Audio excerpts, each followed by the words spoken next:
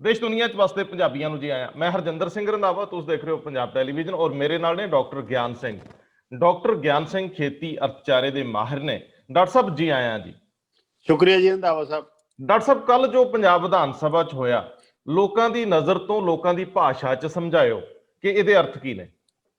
ਦੇਖੋ, ਕੱਲ ਪੰਜਾਬ ਦੀ ਵਿਧਾਨ ਸਭਾ ਜੋ ਕੁਝ ਹੋਇਆ ਉਹ ਇਤਿਹਾਸਿਕ ਹੈ ਜੀ ਕਿ ਪੰਜਾਬ ਪਹਿਲਾ ਸੂਬਾ ਬਣਿਆ ਜਿਹਨੇ ਕੇਂਦਰ ਸਰਕਾਰ ਦੇ ਖੇਤੀ ਨਾਲ ਸੰਬੰਧਿਤ ਤਿੰਨੇ ਕਾਨੂੰਨਾਂ ਨੂੰ ਰੱਦ ਕਰਨ ਬਾਰੇ ਮਤਾ ਲਿਆਂਦਾ ਜੀ। ਉਹ ਆਪਣੇ ਆਪ 'ਚ ਬਹੁਤ ਵੱਡੀ ਗੱਲ ਹੈਗੀ ਕਿ ਜਿਹੜਾ ਸਾਡਾ ਸੰਘੀ ਢਾਂਚੇ ਦੀ ਸੰਘੀ ਲਗਾਤਾਰ ਘੁੱਟੀ ਜਾਂਦੀ ਆ ਰਹੀ ਹੈ ਲੰਬੇ ਸਮੇਂ ਤੋਂ, ਇਹ ਉਹਦੇ ਵਿੱਚ ਇੱਕ ਮੋੜੇ ਵਾਲੀ ਗੱਲ ਹੈਗੀ। ਉਹਦੇ ਬਾਰੇ ਚੰਗਾ ਕਰਨ ਦੀ ਸ਼ੁਰੂਆਤ ਲੱਗਦੀ ਹੈਗੀ, ਕਿਉਂਕਿ ਜਦੋਂ ਵੀ ਕੇਂਦਰ ਜ਼ਿਆਦਤੀ ਕਰਦਾ ਹੈ ਇਹ ਉਹਦੇ ਖਿਲਾਫ ਬਹੁਤ ਘੱਟ ਮੌਕਿਆਂ ਤੇ ਸੂਬੇ ਦੀਆਂ ਸਰਕਾਰਾਂ ਇਸ ਤਰ੍ਹਾਂ ਦੇ ਮਤੇ ਲਿਆਉਂਦੀਆਂ ਨੇ। ਪਰ ਇਸ ਦੇ ਨਾਲ ਨਾਲ ਜਿਹੜਾ ਹੈਗਾ, ਜਿਹੜੇ ਕੇਂਦਰ ਸਰਕਾਰ ਨੇ 3 ਕਾਨੂੰਨ ਬਣਾਏ ਸੀ, ਇਹ ਉਹਨਾਂ ਦੇ ਵਿੱਚ ਸੋਧ ਕਰਕੇ ਕਾਨੂੰਨ ਬਣਾਏ ਗਏ ਨੇ।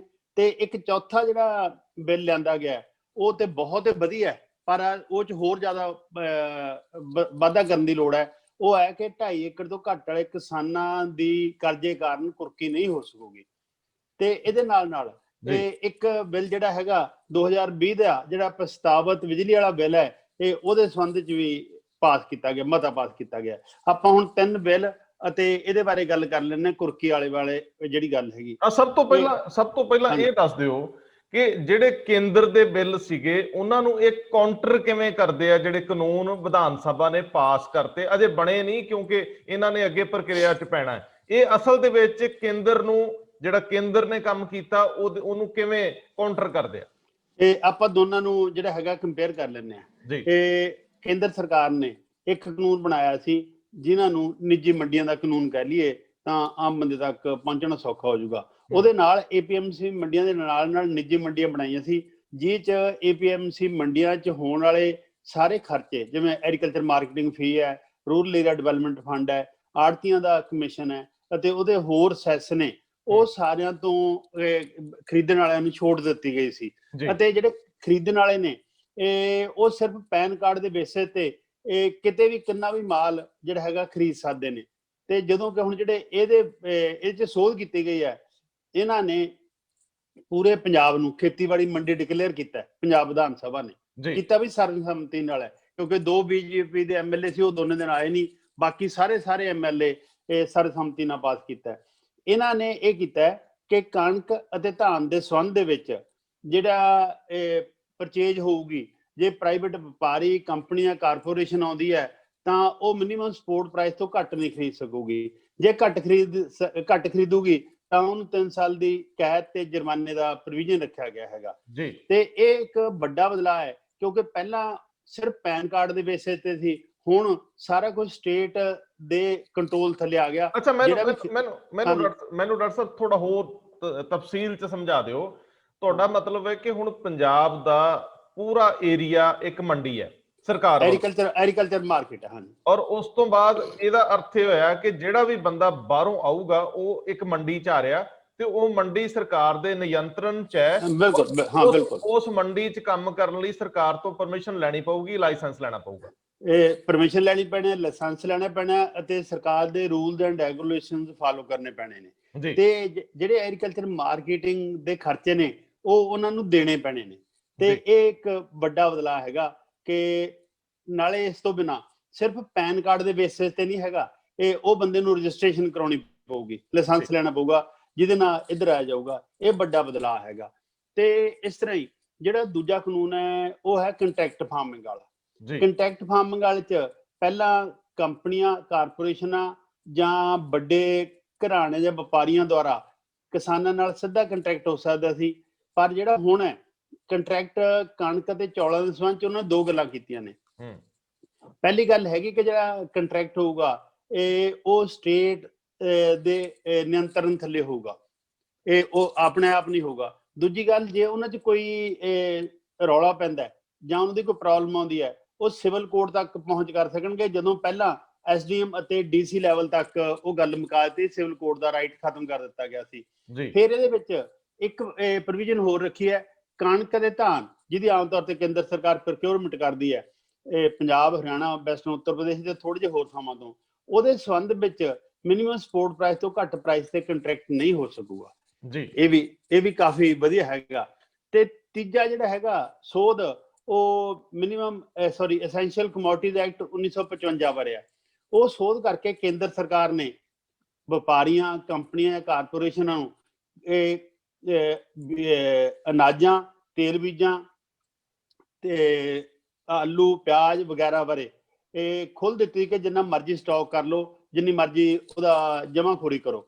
ਤੇ ਉਹਦੀ ਇੱਕ ਪ੍ਰੋਬਲਮ ਹੈ ਕਿ ਖਪਤਕਾਰ ਬਿਲਕੁਲ ਹੀ ਉਹਦੇ ਚ ਲੁੱਟੇ ਜਾਣ ਦੀਆਂ ਸੰਭਾਵਨਾਵਾਂ ਸਾਫ਼ ਦਿਖਾਈ ਦਿੰਦੀਆਂ ਨੇ। ਪਰ ਹੁਣ ਕੀ ਹੋਇਆ, ਹੁਣ ਇਹਨਾਂ ਨੇ ਕਰਤਾ ਕਿ ਸਟੇਟ ਇਹ ਰੈਗੂਲੇਟ ਕਰੂਗੀ ਕੌਣ ਕਿਹਦਾ ਕਿੰਨਾ ਸਟਾਕ ਕਰ ਸਕਦਾ ਹੈ, ਉਹਦਾ ਹਿਸਾਬ ਤਾਂ ਸਟੇਟ ਨੂੰ ਦੇਣਾ ਪਊਗਾ। ਇਸ ਲਈ ਜਦੋਂ ਪਹਿਲਾਂ ਕਿਹਾ ਗਿਆ ਸੀ ਕੇਂਦਰ ਸਰਕਾਰ ਦੁਆਰਾ ਕਿ ਖਪਤਕਾਰਾਂ ਦੇ ਹੱਕ ਜੋ ਹੋਊਗੀ, ਉਹ ਤਾਂ ਹਾਲੇ ਕੇਂਦਰ ਸਰਕਾਰ ਵਾਲੇ ਕਾਨੂੰਨ ਚੰਗੀ ਤਰ੍ਹਾਂ ਲਾਗੂ ਵੀ ਨਹੀਂ ਹੋਏ। ਉਹ ਤਾਂ ਸਾਨੂੰ ਦੇਖਣ ਲੱਗ ਗਿਆ ਕਿ ਆਲੂ ਪਿਆਜ਼ ਦੀਆਂ ਕੀਮਤਾਂ 3-4 ਗੁਣਾ ਵੱਧ ਗਈਆਂ ਨੇ, ਦੂਜੀਆਂ ਚੀਜ਼ਾਂ ਦੀ ਵਧਣ ਦੀਆਂ ਸੰਭਾਵਨਾਵਾਂ ਨੇ। ਤੇ ਇੱਥੇ ਇਹ ਖਪਤਕਾਰਾਂ ਦੇ ਹਿੱਤਾਂ ਦੀ ਰਾਖੀ ਜੇ ਸਰਕਾਰ ਅੱਗੇ ਆਊਗੀ ਤਾਂ ਉਹ ਬੜੇ ਆਰਾਮ ਨਾਲ ਕਰ ਸਕਦੀ ਹੈ। ਇਸ ਲਈ ਜਿਹੜੇ 3 ਦੇ 3 ਬਿੱਲ ਹੈ ਜਿਹੜੇ ਕੇਂਦਰ ਸਰਕਾਰ ਨੇ ਬਣਾਏ ਸੀ, ਇਹ ਉਹਨਾਂ ਨੂੰ ਬਿਲਕੁਲ ਬਦਲ ਦਿੱਤਾ ਗਿਆ। ਉਹਦੇ ਵਿੱਚ ਸਟੇਟ ਦਾ ਕੰਟਰੋਲ ਖਤਮ ਕੀਤਾ ਗਿਆ ਸੀ, ਨਾਲ ਜਿਹੜੇ ਐਗਰੀਕਲਚਰ ਮਾਰਕੀਟਿੰਗ ਦੇ ਖਰਚੇ ਆ ਉਹ ਖਤਮ ਕੀਤੇ ਗਏ ਸੀ, ਤੇ ਫਿਰ ਸਿਵਲ ਕੋਰਟ ਦਾ ਰਾਈਟ ਖਤਮ ਕੀਤਾ ਗਿਆ ਸੀ, ਤੇ ਸਟਾਕ ਦੀ ਲਿਮਿਟ ਨੂੰ ਜਿਹੜਾ ਹੈਗਾ ਬਿਲਕੁਲ ਹੀ ਖਤਮ ਕਰ, ਜਿਹੜਾ ਸਾਰਾ ਕੁਝ ਇਹਨਾਂ ਨੇ ਮੁੜ ਕੇ ਬਹਾਲ ਕਰ ਦਿੱਤਾ ਹੈਗਾ। ਦੂਜੇ ਲਫ਼ਜ਼ਾਂ ਦੇ ਵਿੱਚ ਜਿਹੜਾ ਸਟੇਟ ਸੀਗਾ ਉਹਨੇ ਆਪਣੇ ਰਾਈਟਸ ਜਿਹੜੇ ਉਹਨਾਂ ਦੀ ਹੱਕ ਹਕੂਕ ਦੀ ਵਰਤੋਂ ਕੀਤੀ ਹੈ, ਕਿਉਂਕਿ ਅਕਸਰ ਇਹ ਕਿਹਾ ਜਾਂਦਾ ਹੈ ਕਿ ਐਗਰੀਕਲਚਰ ਸਟੇਟ ਸਬਜੈਕਟ ਹੈ। ਲੇਕਿਨ ਇਸ ਤੋਂ ਵੱਡਾ ਸਵਾਲ ਇਹ ਹੈ ਕਿ ਕੀ ਜੋ ਇਹ ਬਦਲਾਅ ਹੋਏ ਨੇ ਇਹ ਕਦੋਂ ਲਾਗੂ ਹੋ ਸਕਦੇ ਆ? ਇਹ ਤਾਂ ਵੈਸੇ ਕਾਨੂੰਨੀ ਨੁਕਤਾ ਨਿਗਾਹ, ਜੇਕਰ ਰਾਜਪਾਲ ਇਹਨੂੰ ਫਾਰਵਰਡ ਕਰਦੇ ਆ ਔਰ ਰਾਸ਼ਟਰਪਤੀ ਕੋਲ ਫਸ ਜਾਂਦਾ ਜਾ ਕੇ, ਰਾਸ਼ਟਰਪਤੀ ਇਹਦੇ ਤੇ 2 ਤਰੀਕੇ ਅਪਣਾ ਸਕਦੇ। ਅਕਸਰ ਜਿਹੜੀ ਗੱਲ ਕਹੀ ਜਾ ਰਹੀ ਹੈ ਕਿ ਜਾਂ ਤਾਂ ਉਹ ਸੁਪਰੀਮ ਕੋਰਟ ਨੂੰ ਰੈਫਰ ਕਰ ਸਕਦੇ ਆ ਕਿ ਇੱਥੇ ਆਪਣੀ ਰਾਏ ਭੇਜ ਦਿਓ, ਤੇ ਜਾਂ ਫਿਰ ਉਹ ਇਹਨੂੰ ਵਾਪਸ ਵੀ ਕਰ ਸਕਦੇ ਆ। ਸੋ ਇਹ ਇਸ ਵੇਲੇ ਜਿਹੜਾ ਪੰਜਾਬ ਵਿਧਾਨ ਸਭਾ ਨੇ ਕਰਤਾ ਹੈ, ਹੁਣ ਇਸ ਵੇਲੇ ਕੀ ਸਟੇਟਸ ਹੈ ਇਹਦਾ? ਇਸ ਵੇਲੇ ਕੇਂਦਰ ਵਾਲਾ ਕਾਨੂੰਨ ਲਾਗੂ ਹੈ ਜਾਂ ਕੇਂਦਰ ਵਾਲੇ ਕਾਨੂੰਨ ਨੂੰ ਇੱਕ ਤਰ੍ਹਾਂ ਰੋਕ ਲੱਗੀ ਹੈ? ਨਹੀਂ, ਦੇਖੋ ਪਹਿਲੀ ਗੱਲ ਤਾਂ ਹੈਗੀ ਜਿਹੜਾ ਸੰਘੀ ਢਾਂਚਾ ਹੈ ਉਹਦੀ ਸੰਘੀ ਕੁੱਟੀ ਜਾ ਰਹੀ ਸੀ, ਇਹ ਉਹਦੇ ਹੱਕ 'ਚ ਵੱਡਾ ਹਾਂ ਦਾ ਨਾਰਾ ਮਾਰਦਾ ਸਾਫ਼ ਦਿਖਾਈ ਦਿੰਦਾ ਹੈ ਸਦਨ ਦੇ ਕੱਲ ਅਸੈਂਬਲੀ ਦੇ ਸਦਨ ਦਾ ਜਿਹੜੇ ਇਹ ਫੈਸਲੇ ਨੇ। ਦੂਜੀ ਗੱਲ, ਕੇਂਦਰ ਵਾਲੇ ਕਾਨੂੰਨ ਬਣ ਗਏ ਨੇ, ਉਹ ਜਦੋਂ ਸਰਕਾਰ ਲਾਗੂ ਕਰੂਗੀ ਉਹ ਹੋਣਗੇ, ਉਹਨਾਂ ਨੂੰ ਰੋਕਿਆ ਨਹੀਂ ਜਾ ਸਕਦਾ ਕਿਉਂਕਿ ਇਹਦਾ ਬਿੱਲ ਪਾਸ ਹੋਏ ਨੇ। ਜਦ ਤੱਕ ਗਵਰਨਰ ਇਹਨਾਂ ਤੇ ਸਾਈਨ ਨਹੀਂ ਕਰਦਾ ਤੇ ਜਦ ਤੱਕ ਇਹ ਐਕਟ ਨਹੀਂ ਬਣਨੇ ਹੈਗੇ। ਸੋ ਇਹ ਸਿੰਬੋਲਿਕ ਹੈਗਾ ਕਿ ਜੇ ਸੁਪਰੀਮ ਕੋਰਟ ਵੀ ਜਾਣਾ ਉਹਦੀ ਤਿਆਰੀ ਹੈਗੀ। ਇਹਦਾ ਜੇ ਰਾਸ਼ਟਰਪਤੀ ਕੋਲ ਜਾਊਗਾ, ਰਾਸ਼ਟਰਪਤੀ ਭਾਵੇਂ ਸੁਪਰੀਮ ਕੋਰਟ ਨੂੰ ਭੇਜੇ ਜਾਂ ਜਿਸ ਤਰ੍ਹਾਂ ਤੁਸੀਂ ਕਿਹਾ ਉਹ ਵਾਪਸ ਅਸੈਂਬਲੀ ਕੋ ਭੇਜ ਦੇਵੇ, ਇਹ ਉਹਦੇ ਨੀਅਤ ਤੇ ਡਿਪੈਂਡ ਕਰੂਗਾ, ਉਹਦੇ ਡਿਸੀਜਨ ਤੇ ਡਿਪੈਂਡ ਕਰੂਗਾ। ਪਰ ਬੜਾ ਵੱਡਾ ਹੈਗਾ। ਤੁਹਾਨੂੰ ਲੱਗਦਾ ਹੈ ਕਿ ਇਹ ਕਾਫੀ ਹੈ ਕੇਂਦਰੀ ਕਾਨੂੰਨਾਂ ਨੂੰ ਰੋਕਣ ਲਈ? ਤੁਹਾਨੂੰ ਲੱਗਦਾ ਹੈ ਕਿ ਕਾਰਪੋਰੇਟਸ ਪੰਜਾਬ 'ਚ ਪੈਰ ਧਰਨ ਤੋਂ ਪਹਿਲਾਂ 100 ਵਾਰੀ ਸੋਚੂਗਾ? ਇੱਕ ਤੇ ਕਿਸਾਨਾਂ ਦਾ ਵਿਰੋਧ ਹੈ, ਦੂਜੇ ਬੰਨੇ ਸਰਕਾਰ ਮੂਹਰੇ ਖੜ ਗਈ। ਹੁਣ ਕੋਈ ਵੀ ਸਰਕਾਰ ਪੰਜਾਬ 'ਚ ਆ ਜੇ ਉਹ ਤੋਂ ਪਿਛਾਂ ਹਟ ਨਹੀਂ ਸਕਦੀ। ਮੈਨੂੰ ਨਹੀਂ ਲੱਗਦਾ ਕਿ ਇਹ ਪੰਜਾਬ 'ਚ ਏਡੀ ਸੌਖਿਆਂ ਕੇਂਦਰ ਵਾਲੇ ਕਾਨੂੰਨ ਲਾਗੂ ਹੋਣਗੇ। ਜਿਹੜੀ ਗੱਲ ਅੱਗੇ ਅਸੀਂ ਹੁਣ ਚੱਲਦੇ ਆਂ, ਬਿਜਲੀ ਵਾਲਾ ਕਾਨੂੰਨ ਸੀਗਾ, ਇਹਦੇ ਬਾਰੇ ਵੀ ਤੁਹਾਨੂੰ ਕੁਝ ਸਮਝ ਹੈ ਤਾਂ ਜ਼ਰੂਰ ਚਾਨਣਾ ਪਾ ਦਿਓ ਤਾਂ ਕਿ ਉਸ ਤੋਂ ਅੱਗੇ ਵਿਸਥਾਰ ਲੈ ਲਈਏ।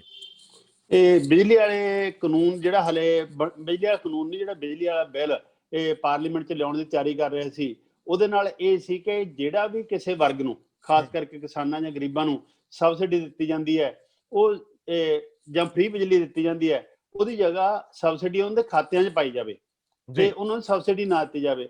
ਉੱਥੇ ਜਿਹੜਾ ਖਤਰਾ ਹੈ, ਇੱਕ ਤਾਂ ਫਿਰ ਉਹ ਸਟੇਟ ਦੇ ਕੰਮ ਦੇ ਵਿੱਚ ਦਖਲ ਅੰਦਾਜ਼ੀ ਹੈ, ਸੰਘੀ ਢਾਂਚੇ ਦੀ ਸੰਘੇ ਕੁੱਟਣ ਵਾਲੀ ਗੱਲ ਹੈ ਇਹ। ਦੂਜੇ ਪਾਸੇ ਜਦ ਸਟੇਟਾਂ ਕੋਲ ਕਈ ਵਾਰੀ ਆਪਦੇ ਮੁਲਾਜ਼ਮਾਂ ਨੂੰ ਤਨਖਾਹ ਦੇਣ ਲਈ ਪੈਸੇ ਨਹੀਂ ਹੁੰਦੇ, ਜੇ ਉਹ ਸਬਸਿਡੀ ਉਹਦੇ ਖਾਤੇ 'ਚ ਨਾ ਪਾਈ ਗਈ, ਜਿਹੜੇ ਉਹਦੇ ਬਿੱਲ ਹੋਣਗੇ ਬਿੱਲ ਉਹਨਾਂ ਨੂੰ ਭਰਨੇ ਪੈਣਗੇ, ਨਹੀਂ ਕਨੈਕਸ਼ਨ ਕੱਟੂਗਾ।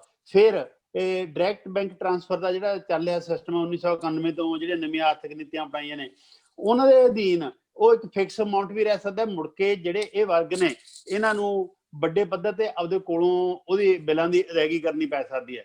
ਤੇ ਇਸ ਕਰਕੇ ਸਟੇਟ ਦੇ ਕੰਮਾਂ 'ਚ ਦਾਖਲ ਹੈ ਤੇ ਗਰੀਬ ਵਰਗਾਂ ਨਾਲ ਧੱਕਾ ਹੈ। ਜਿਹੜਾ ਉਹਦੇ ਮਤਾ ਪਾਸ ਕੀਤਾ ਉਹਦਾ ਇਹੀ ਕੀਤਾ ਕਿ ਜਿਹੜਾ ਉਹ ਬਿੱਲ ਪ੍ਰਸਤਾਵਿਤ ਬਿੱਲ ਹੈ ਉਹਨੂੰ ਅਸੀਂ ਜਿਹੜਾ ਹੈਗਾ ਰੱਦ ਕਰਦੇ ਹਾਂ।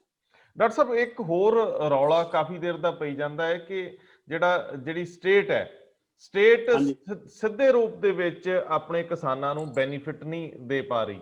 ਔਰ ਸਾਡੇ ਕੋਲ ਜੇਕਰ ਇਹ ਸਭ ਚੱਲਦਾ ਹੀ ਰਹਿੰਦਾ ਹੈ, ਇੱਕ ਬੜਾ ਵੱਡਾ ਰੌਲਾ ਇਹ ਕੱਲ ਦਾ ਹੀ ਪੈ ਰਿਹਾ ਕਿ ਝੋਨਾ ਤੇ ਕਣਕ ਹੀ ਕਿਉਂ, ਆਖਰ ਅਸੀਂ ਦੂਜੀਆਂ ਫਸਲਾਂ ਨੂੰ ਪਾਸੇ ਕਿਉਂ ਰੱਖ ਲਿਆ, ਅਸੀਂ ਸਪੈਸੀਫਾਈ ਕੀਤਾ ਝੋਨਾ ਤੇ ਕਣਕ।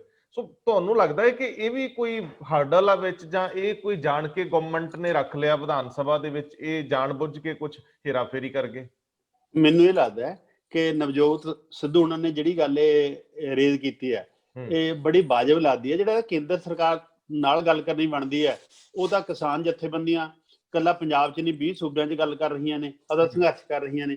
ਉਹਨਾਂ ਦੇ ਨਾਲ ਪੰਜਾਬ ਸਰਕਾਰ ਨੇ ਵੱਡਾ ਹੰਬਲਾ ਮਾਰਤਾ ਹੈ ਕਿ ਉਹਨਾਂ ਦੇ ਨਾਲ ਖੜਨ ਦਾ। ਕੱਲਾ ਪੰਜਾਬ ਸਰਕਾਰ ਨੇ ਨਹੀਂ ਮਾਰਿਆ, ਪੰਜਾਬ ਦੀਆਂ ਸਾਰੀ ਰਾਜਸੀ ਪਾਰਟੀਆਂ, ਸਿਰਫ 2 MLA ਜਿਹੜੇ ਬੀਜੇਪੀ ਆ ਉਹਨਾਂ ਤੋਂ ਬਿਨਾਂ ਮਾਰਤਾ। ਪਰ ਜਿਹੜੇ ਨਵਜੋਤ ਸਿੱਧੂ ਨੇ ਇਹ ਗੱਲ ਕਰਦੇ ਨੇ ਕਿ ਉਹਦੇ ਨਾਲ ਸੂਬਾ ਸਰਕਾਰਾਂ ਨੂੰ ਆਪਦੀਆਂ ਪੀੜ੍ਹੀਆਂ ਥੱਲੇ ਵੀ ਸੋਟਾ ਮਾਰਨ ਦੀ ਲੋੜ ਹੈਗੀ।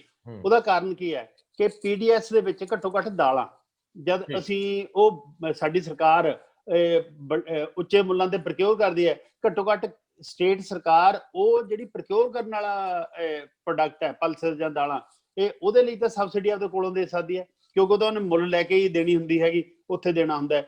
ਇਸ ਲਈ ਜਿਹੜੀ ਉਹ ਗੱਲ ਹੈ ਉਹ ਕਾਫੀ ਮੈਨੂੰ ਲੱਗਦਾ ਹੈ ਰੀਜਨੇਬਲ ਹੈ ਕਿ ਸੂਬਾ ਸਰਕਾਰਾਂ ਨੂੰ ਵੀ ਆਪਦੇ ਰੈਵਨਿਊ ਦੇ ਸਾਧਨ ਵਧਾਉਣੇ ਚਾਹੀਦੇ ਨੇ, ਤੇ ਜਿੱਥੋਂ ਇਹਦਾ ਰੈਵਨਿਊ ਜਾਂਦਾ ਹੈ ਉੱਥੇ ਐਫਰਟਸ ਕਰਨੀਆਂ ਚਾਹੀਦੀਆਂ ਨੇ। ਨਾਲ ਕੇਂਦਰ ਸਰਕਾਰ ਦਾ ਵੱਡਾ ਰੋਲ ਹੈ, ਪਰ ਸੂਬਾ ਸਰਕਾਰਾਂ ਜਿਹੜਾ ਰੋਲ ਬਣਦਾ ਹੈ। ਹਾਂਜੀ ਡਾਕਟਰ ਸਾਹਿਬ, ਇੱਕ ਸਵਾਲ ਜਿਹੜਾ ਵਿੱਚ ਫਸ ਗਿਆ ਹੈ ਕਿ ਜਿਹੜਾ ਝੋਨਾ ਔਰ ਕਣਕ ਦੇ MSP ਦੀ ਗੱਲ ਆ, ਮਿਨੀਮਮ ਸਪੋਰਟ ਪ੍ਰਾਈਸ ਦੀ, ਘੱਟੋ ਘੱਟ ਸਮਰਥਨ ਮੁੱਲ ਦੀ, ਉਹ ਤੋਂ ਇਲਾਵਾ ਬਾਕੀ ਫਸਲਾਂ ਦਾ ਜ਼ਿਕਰ ਨਾ ਕਰਨਾ ਕੋਈ ਨੁਕਸਾਨ ਤਾਂ ਨਹੀਂ ਕਰੂਗਾ? ਨਹੀਂ, ਦੇਖੋ ਇਹ ਗੱਲ ਹੈ ਕਿ ਜਿਹੜੀਆਂ ਸੂਬਾ ਸਰਕਾਰਾਂ ਨੇ ਵਿਦ ਦਾ ਪੈਸ ਆਫ ਟਾਈਮ ਇੰਨੀਆਂ ਕਮਜ਼ੋਰ ਬਣਾ ਦਿੱਤੀਆਂ ਗਈਆਂ ਨੇ ਕਿ ਉਹ MSP, ਪਹਿਲੀ ਗੱਲ ਤਾਂ ਜਿਹੜਾ MSP ਪਾਲਿਸੀ ਉਹ ਕੇਂਦਰ ਸਰਕਾਰ ਦੀ ਹੈ। ਜੇ ਇਹ ਆਪਣੇ ਕੋਲੋਂ ਜੇ MSP ਨਵੀਂ ਕੋਈ ਅਨਾਉਂਸ ਵੀ ਕਰਦੇ ਨੇ ਤਾਂ ਉਹ ਮੀਨਿੰਗਲੈਸ ਹੋਊਗੀ, ਕਿਉਂਕਿ ਪ੍ਰਕਿਓਰ ਨਹੀਂ ਕਰ ਸਕਦੀਆਂ। ਪ੍ਰਕਿਓਰ ਕਰਨ ਲਈ ਜਿੰਨਾ ਪੈਸਾ ਚਾਹੀਦਾ ਹੈ ਉਹ ਤਾਂ ਕੇਂਦਰ ਸਰਕਾਰ ਦਿੰਦੀ ਹੈ। ਇਹਨਾਂ ਕੋ ਤਾਂ ਇਹਨਾਂ ਦੀ ਫਾਈਨੈਂਸ਼ੀਅਲ ਪੋਜੀਸ਼ਨ ਇੰਨੀ ਵੀਕ ਕਰ ਦਿੱਤੀ ਗਈ ਹੈ ਕਿ ਰੋਜ਼ਾਨਾ ਦੇ ਖਰਚੇ ਨਹੀਂ ਚੱਲ ਰਹੇ, ਤੇ ਮੁਲਾਜ਼ਮਾਂ ਦੀ ਤਨਖਾਹ ਨਹੀਂ ਦੇ ਰਹੀ, ਪੈਨਸ਼ਨ ਵਾਲਿਆਂ ਦੀ ਪੈਨਸ਼ਨ ਨਹੀਂ ਦਿੱਤੀ ਜਾਂਦੀ। ਇਸ ਲਈ ਜਿਹੜੀ MSP ਸਿਰਫ ਉਹਨਾਂ ਨੇ ਇਨਸਿਸਟ ਕੀਤਾ 2 ਗੱਲਾਂ ਦਾ, ਉਹ ਕੇਂਦਰ ਸਰਕਾਰ ਦੀ ਪ੍ਰਕਿਓਰਮੈਂਟ ਦੇ ਨਾਲ ਕੀਤਾ ਹੈ। ਭਾਵੇਂ ਕੇਂਦਰ ਸਰਕਾਰ ਅੱਜ 23 ਫਸਲਾਂ ਦੀ MSP ਅਨਾਉਂਸ ਕਰਦੀ ਹੈ, ਪ੍ਰਕਿਓਰ ਤਾਂ ਉਹ ਵੀ ਪੰਜਾਬ, ਹਰਿਆਣਾ, ਵੈਸਟਰਨ ਉੱਤਰ ਪ੍ਰਦੇਸ਼ ਦੇ ਥੋੜੇ ਜਿਹੇ ਹੋਰ ਪਾਰਟਸ ਚੋਂ ਇਹ ਕਣਕ ਤੇ ਝੋਨਾ ਹੀ ਕਰਦੀ ਹੈ। ਬਾਕੀ ਜਿਹੜੀ 23 ਫਸਲਾਂ ਨੇ, ਜਿਵੇਂ ਮੱਕੀ ਹੈ, ਮੱਕੀ ਰੁਲਦੀ ਫਿਰਦੀ ਹੈ ਪੰਜਾਬ 'ਚ ਵੀ, ਅੱਧੇ ਮੁੱਲ ਤੇ ਵੀ ਨਹੀਂ ਵਿਕ ਰਹੀ। ਇਸ ਲਈ ਇਹਨਾਂ ਦੀ ਜਿਹੜੀ ਫਾਈਨੈਂਸ਼ੀਅਲ ਪੋਜੀਸ਼ਨ ਹੈ ਉਹ ਮਤਲਬ ਹਲਕੀ ਹੋਣ ਕਰਕੇ ਇਹ ਉਸ ਕੰਮ MSP ਬਾਰੇ ਗੱਲ ਕਰਨ ਬਾਰੇ ਉਹਦੀ ਸਥਿਤੀ ਵਿੱਚ ਨਹੀਂ ਹੈਗੇ ਸੀ। ਅੱਛਾ ਡਾਕਟਰ ਸਾਹਿਬ, ਅਸੀਂ ਜੇ ਚਲੋ ਹੁਣ ਬਿਲਕੁਲ ਹੀ ਅਲੱਗ ਪਹਿਲੂ ਤੋਂ ਆ ਜਾਈਏ, ਕਿਉਂਕਿ ਤੁਸੀਂ ਰੂਟ ਲੈਵਲ ਤੇ ਸਟੱਡੀ ਕੀਤੀ ਹੈ, ਹੁਣ ਇਹ ਕਿਸਾਨੀ ਘੋਲਾ, ਇਹਦਾ ਕੋਈ ਸਿਰਾ ਤਾਂ ਲੱਗਣਾ ਹੀ ਆ। ਦੇਖੋ ਸਟੇਟ ਗਵਰਨਮੈਂਟ ਜ਼ਿੰਮੇਵਾਰੀ ਨਿਭਾ ਕੇ ਸੁਰਖਰੂ ਹੋ ਗਈ, ਕੇਂਦਰ ਨੂੰ ਵੀ ਕੋਈ ਨਾ ਕੋਈ ਰਾਹ ਰਸਤਾ ਲੱਭਣਾ ਪਊਗਾ, ਆਖਰ ਟੇਬਲ ਤੇ ਜਾਣਾ ਪੈਣਾ। ਚਲੋ ਅਸੀਂ ਉਹਨੂੰ ਪਲ ਦੀ ਪਲ ਛੱਡ ਲਈਏ। ਜੇਕਰ ਹੁਣ ਅਸੀਂ ਇਸ ਮੌਜੂਦਾ ਫਸਲੀ ਚੱਕਰ ਚੋਂ ਨਿਕਲਣਾ ਹੈ ਤੇ ਤੁਹਾਡੇ ਕੋਲ ਕੋਈ ਰੋਡ ਮੈਪ, ਕੋਈ ਬਲੂ ਪ੍ਰਿੰਟ, ਕੋਈ ਖਾਕਾ ਹੈਗਾ? ਥੋੜੇ ਜਿਹੇ ਸ਼ਬਦਾਂ 'ਚ ਤੁਹਾਨੂੰ ਲੱਗਦਾ ਹੈ ਕਿ ਪੰਜਾਬ ਬਚਦਾ ਹੈ? ਦੇਖੋ, ਜੇ ਫਸਲੀ ਵਿਭਿੰਨਤਾ ਬਚਾਉਣੀ ਹੈ, ਜਿਹੜੀ ਫਸਲੀ ਵਿਭਿੰਨਤਾ ਕੇਂਦਰ ਸਰਕਾਰ ਦੀ ਅਨਾਜ ਦੀਆਂ ਲੋੜਾਂ ਨੇ ਸਭ ਤੋਂ ਖੋਲੀ ਜੀ, ਕਿ ਸਭ ਤੋਂ ਪਹਿਲਾਂ ਅਸੀਂ ਕਣਕ ਦੇ ਵਿੱਚ ਮਤਲਬ ਅਥਾਹ ਵਾਧਾ ਕੀਤਾ। ਉਹਨੂੰ ਦੇਖਦੇ ਹੋ ਜਿਹੜੀ ਧਾਨ ਦੀ ਫਸਲ MSP ਦੇ ਥਰੂ ਸਾਡੇ ਸਿਰ ਮੜੀ ਗਈ ਹੈ, ਉਹ ਤੋਂ ਵੱਡੇ ਪੱਧਰ ਤੇ ਛੁਟਕਾਰਾ ਤਾਂ ਕੇਂਦਰ ਸਰਕਾਰ ਹੀ ਕਰ ਸਕਦੀ ਹੈ ਜਾਂ ਕਰਵਾ ਸਕਦੀ ਹੈ, ਕਿਉਂਕਿ ਜਿਹੜੀਆਂ ਸੌਣੀ ਦੀਆਂ ਫਸਲਾਂ ਉਹਦੀ ਜਗ੍ਹਾ ਕਣਕ, ਮੱਕੀ, ਨਰਮਾ, ਕਪਾਹ ਜਾਂ ਉਹ ਜਿਹੀਆਂ ਫਸਲਾਂ ਬੀਜੀਆਂ ਜਾ ਸਕਦੀਆਂ ਨੇ। ਇਹ ਉਹਨਾਂ ਦੀ MSP ਦੇ ਨਾਲ ਉਹਦੀ ਪ੍ਰਕਿਓਰਮੈਂਟ ਕੇਂਦਰ ਸਰਕਾਰ ਕਰੇ ਤਾਂ ਹੀ ਫਸਲੀ ਵਿਭਿੰਨਤਾ ਵੱਲ ਆਵਾਂਗੇ। ਪਰ ਦੂਜੀ ਗੱਲ ਜਿਹੜੀ ਆਪਾਂ ਪਹਿਲਾਂ ਕਹਿ ਚੁੱਕੇ ਹਾਂ, ਸਾਡੇ PDS ਸਿਸਟਮ ਦੇ ਵਿੱਚ ਜਿਹੜੀ ਵੀ ਚੀਜ਼ ਲੋਕਾਂ ਨੂੰ ਦਿੱਤੀ ਜਾਣੀ ਹੈ, ਘੱਟੋ ਘੱਟ ਉਹਦੇ ਵਿੱਚ ਤਾਂ ਸਟੇਟ ਗਵਰਨਮੈਂਟ ਵੀ ਫਸਲੀ ਵਿਭਿੰਨਤਾ ਵੱਲ ਆ ਸਕਦੀ ਹੈ। ਅਦਰਵਾਈਜ਼ ਜਿਹੜਾ ਅੱਜ ਦਾ ਸਿਨੈਰੀਓ ਹੈ ਉਹਦੇ ਵਿੱਚ ਮੈਨੂੰ ਨਹੀਂ ਦਿਖਦਾ ਕਿ ਫਸਲੀ ਵਿਭਿੰਨਤਾ ਕਿਸਾਨ ਆਪਣੇ ਪੱਧਰ ਤੇ ਲਿਆ ਸਕਦੇ ਨੇ। ਕਿਸਾਨਾਂ ਨੇ ਫਸਲੀ ਵਿਭਿੰਨਤਾ ਜਾਂ ਉਹਦੇ ਵਿੱਚ ਆਪਦੇ ਕੰਮਾਂ 'ਚ ਵਿਭਿੰਨਤਾ ਜਦੋਂ ਵੀ ਲਿਆਂਦੀ ਹੈ ਤਾਂ ਕਦੇ ਕਦਾਈ ਉਹ ਕਾਮਯਾਬ ਹੋਏ ਨੇ, ਜ਼ਿਆਦਾ ਕੇਸਿਸ ਦੇ ਵਿੱਚ ਉਹ ਫੇਲ ਹੋਏ ਨੇ ਤੇ ਉਹਨੇ ਜ਼ਮੀਨਾਂ ਵੀ ਵਿਕੀਆਂ ਨੇ ਤੇ ਉਹ ਖੇਤੀ ਤੋਂ ਬਾਹਰ ਵੀ ਹੋਏ ਨੇ। ਵੈਸੇ ਡਾਕਟਰ ਸਾਹਿਬ, ਇਹ ਤਾਂ ਸਾਫ਼ ਜਿਹਾ ਹੀ ਨਜ਼ਰ ਆਉਂਦਾ ਹੈ ਕਿ ਵੱਡੀ ਪੱਧਰ ਤੇ ਆਮ ਜਿਹੜੀ ਕਿਸਾਨੀ, ਉਹਦਾ ਕਿਸਾਨੀ ਤੋਂ, ਖੇਤਾਂ ਤੋਂ ਮੋਹ ਭੰਗ ਹੁੰਦਾ ਜਾਂਦਾ ਹੈ। ਲੋਕ ਬਦਲਵੇਂ ਰਾਹ ਰਸਤੇ ਲੱਭ ਰਹੇ ਆ, ਸ਼ਹਿਰਾਂ 'ਚ ਆਬਾਦੀ ਵੱਧ ਰਹੀ ਆ, ਲੋਕ ਜ਼ਮੀਨਾਂ ਹੁਣ ਠੇਕੇ ਠੋਕੇ ਤੇ ਦੇ ਕੇ ਆਉਣ ਲੱਗ ਗਏ, ਬਹੁਤੇ ਬੱਚੇ ਵਿਦੇਸ਼ਾਂ ਨੂੰ ਤੁਰ ਗਏ। ਆਖਰ ਤੁਹਾਨੂੰ ਲੱਗਦਾ ਹੈ ਕਿ ਇਹਦਾ ਸਬਸਟੀਟਿਊਟ ਸਾਡੇ ਕੋਲ, ਜੇ ਮੰਨ ਲਓ ਇੰਡਸਟਰੀ ਦੇ ਨਜ਼ਰੀਏ ਤੋਂ ਕਰਨਾ ਹੋਵੇ, ਤੇ ਜਿਹੜੀ ਅਸੀਂ ਬਾਹਰੋਂ ਡਿਮਾਂਡ ਕਰਦੇ ਆ ਕਿ ਕੋਈ ਇਨਵੈਸਟਮੈਂਟ ਜਿਹੜੇ ਕਾਰਪੋਰੇਟ ਘਰਾਣੇ ਕਰਨ, ਉਹ ਤਾਂ ਫਿਰ ਆਪਣੀਆਂ ਸ਼ਰਤਾਂ ਤੇ ਕਰਨਗੇ। ਅਸੀਂ ਜਿਹੜੇ ਆਪਣੇ ਬੱਚੇ ਜਾਂ ਸਾਡੇ ਵਰਗੇ ਲੋਕ ਹੈ ਜਿਹੜੇ ਸਕਿੱਲ ਹੋ ਸਕਦੇ ਆ ਕਿ ਉਹਨਾਂ ਨੂੰ ਸਕਿਲਡ ਪ੍ਰੋਗਰਾਮਸ ਦੇ ਤਹਿਤ ਲਿਆਂਦਾ ਜਾ ਸਕੇ, ਤੁਹਾਨੂੰ ਲੱਗਦਾ ਕਿ ਇੰਡਸਟਰੀ ਦੀ ਸੰਭਾਵਨਾ ਹੁੰਦੀ ਆ ਇਹਨਾਂ ਖੇਤੀ ਆਧਾਰਿਤ ਸੂਬਿਆਂ 'ਚ ਵੀ? ਲੱਗਦਾ ਹੈ ਤੁਹਾਨੂੰ? ਕਿਉਂਕਿ ਮੈਨੂੰ ਤਾਂ ਲੱਗਦਾ ਕਿ ਜਿੱਦਾਂ ਖੇਤੀ ਆਧਾਰਿਤ ਸਨ ਤਾਂ ਸਾਡੇ ਵਧੀਆ ਹੀ ਨਹੀਂ ਗਿਆ, ਔਰ ਕਿਤੇ ਵੀ ਸ਼ਾਇਦ ਨਹੀਂ ਇਦਾਂ ਵਧੀਆ। ਇਹ ਰੰਧਾਵਾ ਸਾਹਿਬ, ਮੈਨੂੰ ਇੱਥੇ ਗੱਲ ਲੱਗਦੀ ਹੈ ਕਿ ਇਹ ਸਵਾਲ ਹੈ ਤੁਹਾਡਾ ਬਹੁਤ ਵੱਡਾ। ਇਹਦਾ ਜਵਾਬ ਹੈ ਕਿ ਜੇ ਅਸੀਂ ਅਜਿਹਾ ਕਰਨਾ ਚਾਹੁੰਦੇ ਹਾਂ ਕਿ ਸਾਡੇ ਬੱਚੇ ਤੰਗੀਆਂ ਤੁਰਸ਼ੀਆਂ ਦੇ ਮਾਰੇ ਜਾ ਕੇ ਵਿਦੇਸ਼ਾਂ 'ਚ ਟੱਕਰਾਂ ਨਾ ਮਾਰਨ, ਜਾਂ ਉੱਥੇ ਵੀ ਖੁਦਕੁਸ਼ੀਆਂ ਨਾ ਕਰਨ, ਜਾਂ ਉੱਥੇ ਵੀ ਵੱਖ-ਵੱਖ ਤਸੀਹੇ ਨਾ ਚੱਲਣ, ਉੱਥੇ ਵੀ ਅਮਰਵੇਲ ਬੈਠੀ ਹੈ ਜਿਹੜੇ ਇਹਨਾਂ ਗਏ ਬੱਚਿਆਂ ਨੂੰ ਖਾਂਦੀ ਹੈਗੀ, ਤੇ ਭਾਵੇਂ ਕੁਛ ਮਦਦ ਕਰਨ ਵਾਲੇ ਲੋਕ ਵੀ ਹੈਗੇ, ਤਾਂ ਇਹਦੇ ਲਈ ਸਾਨੂੰ ਜਿਹੜਾ ਕਾਰਪੋਰੇਟ ਆਰਥਿਕ ਵਿਕਾਸ ਮਾਡਲ ਹੈ ਉਹਦੇ ਲਈ ਲੋਕ ਪੱਖੀ ਅਤੇ ਕੁਦਰਤ ਪੱਖੀ ਆਰਥਿਕ ਵਿਕਾਸ ਮਾਡਲ ਅਪਣਾਉਣਾ ਪਊਗਾ। ਜੇ ਅਸੀਂ ਉਹ ਬਣਾ ਲਿਆ, ਫਿਰ ਜਿਹੜਾ ਸਾਡਾ ਇਹ 3 ਖੇਤਰ ਨੇ ਸਾਡੇ ਕੋਲ, ਖੇਤੀਬਾੜੀ ਦਾ ਖੇਤਰ ਹੈ, ਉਦਯੋਗ ਖੇਤਰ ਹੈ ਤੇ ਸੇਵਾਵਾਂ ਦਾ ਖੇਤਰ ਹੈ, ਉਹਦੇ ਵਿੱਚ ਲੋਕ ਪੱਖੀ ਆਰਥਿਕ ਵਿਕਾਸ ਮਾਡਲ ਦੇ ਵਿੱਚ ਅਸੀਂ ਉਹਨਾਂ ਅਦਾਰਿਆਂ ਨੂੰ ਅੱਗੇ ਲਿਆਵਾਂਗੇ ਜਿਹੜੇ ਜਨਤਕ ਹੋਣਗੇ ਜਾਂ ਸਹਿਕਾਰੀ ਹੋਣਗੇ। ਤੇ ਖਾਸ ਕਰਕੇ ਪੰਜਾਬ ਵਰਗੇ ਸੂਬੇ 'ਚ ਜਿਹੜਾ ਜ਼ਿਆਦਾ ਖੇਤੀ ਦਾ ਕੰਮ ਹੈਗਾ, ਉੱਥੇ ਐਗਰੋ ਬੇਸਡ ਇੰਡਸਟਰੀ ਜਿਹੜੀ ਹੈਗੀ ਉਹ ਪ੍ਰੋਡਿਊਸਰਸ ਕੋਆਪਰੇਟਿਵ ਦੇ ਬੇਸ ਤੇ ਲਿਆਂਦੀ ਜਾਵੇ। ਅਸੀਂ ਮੈਗਾ ਪਲਾਂਟਸ ਦੀ ਗੱਲ ਨਾ ਕਰੀਏ, ਮੈਗਾ ਪ੍ਰੋਜੈਕਟ ਦੀ ਗੱਲ ਨਾ ਕਰੀਏ, ਕਿਉਂਕਿ ਉਹਦੇ ਨਾਲ ਜਿਹੜਾ ਮੁੱਲ ਵਾਧਾ ਹੋਊਗਾ ਉਹਦਾ ਫਾਇਦਾ ਵੀ ਕਿਸਾਨਾਂ ਨੂੰ ਹੋਊਗਾ, ਤੇ ਜਿਹੜੀ ਇੰਪਲੋਇਮੈਂਟ ਜਨਰੇਟ ਹੋਊਗੀ ਉਹ ਪਿੰਡ ਲਈ ਹੋਊਗੀ। ਇਹਦੇ ਨਾਲ ਜਿਹੜੇ ਕਿਸਾਨ ਨੇ ਉਹ ਆਪਣੇ ਆਪ ਵੀ ਕੋਆਪਰੇਟਿਵ ਅਦਾਰਿਆਂ ਵੱਲ ਆ ਸਕਦੇ ਨੇ, ਕਿਉਂਕਿ ਪੰਜਾਬ ਦੇ ਦਲਤਾਂ ਨੇ ਸਾਨੂੰ ਰਾਹ ਦਿਖਾਤਾ ਹੈ। ਜਿਹੜਾ 2011 ਚ UN ਨੇ ਸਾਨੂੰ ਕਿਹਾ ਸੀ ਕਿ ਜੇ ਪੂਰੀ ਦੁਨੀਆ ਨੂੰ ਅਨਾਜ ਸੁਰੱਖਿਆ ਚਾਹੀਦੀ ਹੈ ਤੇ ਵਾਤਾਵਰਨ ਦਾ ਸ਼ੁੱਧਤਾ ਚਾਹੀਦੀ ਹੈ ਤਾਂ ਪਰਿਵਾਰਕ ਖੇਤੀਬਾੜੀ ਵੱਲ ਆਉਣਾ ਚਾਹੀਦਾ ਹੈ, ਪਰ ਪੰਜਾਬ ਦੇ ਦਲਿਤ ਮਜ਼ਦੂਰ ਪਰਿਵਾਰਾਂ ਨੇ ਸਾਨੂੰ ਦਿਖਾਤਾ ਇਸ ਤੋਂ ਵੀ ਅਗਲਾ ਰਾਹ ਉਹ ਹੈ ਸਹਿਕਾਰੀ ਖੇਤੀ ਦਾ। ਉਹਨਾਂ ਨੇ ਸਹਿਕਾਰੀ ਖੇਤੀ ਇਸ ਤਰ੍ਹਾਂ ਕਾਮਯਾਬ ਕਰਤੀ ਜਿਹਦੇ ਨਾਲ ਜਿਹੜਾ ਸਮਾਜਿਕ ਤਾਣਾ ਬਣਿਆ ਉਹ ਨਿੱਘਾ ਹੋ ਰਿਹਾ ਹੈ ਤੇ ਉਹ ਲੋਕ ਸੁਖੀ ਬਸ ਰਹੇ ਨੇ। ਇਸ ਲਈ ਸਰਕਾਰ ਦੇ ਪੱਧਰ ਤੇ ਜਿਹੜਾ ਕੁਝ ਕਿਸਾਨ ਕਰ ਰਹੇ ਨੇ ਉਹ ਬਹੁਤ ਸ਼ਾਂਤਮਈ ਤੇ ਲੋਕਤੰਤਰਕ ਢੰਗ ਨਾਲ ਕਰ ਰਿਹਾ। ਪੂਰੀ ਉਮੀਦ ਹੈ ਕਿ ਉਹਨਾਂ ਦੀਆਂ ਸਮੱਸਿਆਵਾਂ ਹੱਲ ਹੋਣਗੀਆਂ, ਪਰ ਉਹਨਾਂ ਦੇ ਆਪਦੇ ਪੱਧਰ ਤੇ ਜਿਹੜੀ ਸਹਿਕਾਰੀ ਖੇਤੀ ਹੈ ਇਹ ਵੀ ਵੱਡਾ ਯੋਗਦਾਨ ਪਾ ਸਕਦੀ ਹੈ। ਡਾਕਟਰ ਸਾਹਿਬ, ਇੱਕ ਜਾਂਦੇ ਜਾਂਦੇ ਲਾਸਟ ਸਵਾਲ, ਮੈਨੂੰ ਪਤਾ ਤੁਸੀਂ ਅੱਜ ਰੁੱਝੇ ਹੋ, ਤੁਸੀਂ ਕਿਤੇ ਜਾਣਾ ਵੀ ਹੈ, ਮੈਂ ਦੋਸਤੋ ਤੁਹਾਨੂੰ ਇਹ ਵੀ ਦੱਸ ਦਿਆਂ ਕਿ ਡਾਕਟਰ ਸਾਹਿਬ ਅਮਰੀਕਾ ਜਾ ਰਹੇ ਆ। ਜੇ ਕੋਈ ਦੋਸਤ ਮਿੱਤਰ ਉੱਥੇ ਇਹਨਾਂ ਨੂੰ ਮਿਲਣਾ ਚਾਹਣ, ਕੈਲੀਫੋਰਨੀਆ ਸਟੇਟ 'ਚ ਹੋਣਗੇ, ਤੇ ਤੁਸੀਂ ਇਹਨਾਂ ਦਾ ਨੰਬਰ ਇਹ ਡਾਕਟਰ ਸਾਹਿਬ ਆਪੇ ਆਪਣੇ ਜਿਹੜਾ ਇਹਨਾਂ ਦਾ ਫੇਸਬੁੱਕ ਪੇਜ ਆ ਉੱਥੋਂ ਦੇ ਦੇਣਗੇ, ਤੇ ਜਿਹੜੇ ਵੀ ਉੱਥੇ ਬਹੁਤ ਸਾਰੇ ਵਿਦੇਸ਼ 'ਚ ਬੈਠੇ ਸਾਡੇ ਦੋਸਤ ਮਿੱਤਰ ਇਹਨਾਂ ਨਾਲ ਰਾਬਤਾ ਕਰਨਾ ਚਾਹੁੰਦੇ ਜ਼ਰੂਰ ਕਰ ਲੈਣ, ਇਹਨਾਂ ਨੇ ਥੋੜੇ ਦਿਨਾਂ 'ਚ ਉੱਧਰ ਚਲੇ ਜਾਣਾ। ਸੋ ਡਾਕਟਰ ਸਾਹਿਬ, ਮੈਨੂੰ ਜਾਂਦੇ ਜਾਂਦੇ ਦੱਸਿਓ ਵੀ ਜਦੋਂ ਦੇਸ਼ ਦਾ ਪ੍ਰਧਾਨ ਮੰਤਰੀ ਇਸ ਨੇਚਰ ਦਾ ਹੋਵੇ ਜਿਵੇਂ ਮੋਦੀ ਸਾਹਿਬ ਨੇ, ਤੇ ਸਟੇਟ ਇਹੋ ਜਿਹਾ ਕੰਮ ਕਰ ਲੈਂਦੀ ਹੈ, ਤੇ ਉਹਨਾਂ ਨੂੰ ਕਿੰਨੀ ਕੁ ਤਕਲੀਫ ਹੋ ਰਹੀ ਹੋਊਗੀ ਤੇ ਰਿਐਕਸ਼ਨ ਕੀ ਹੋ ਸਕਦਾ?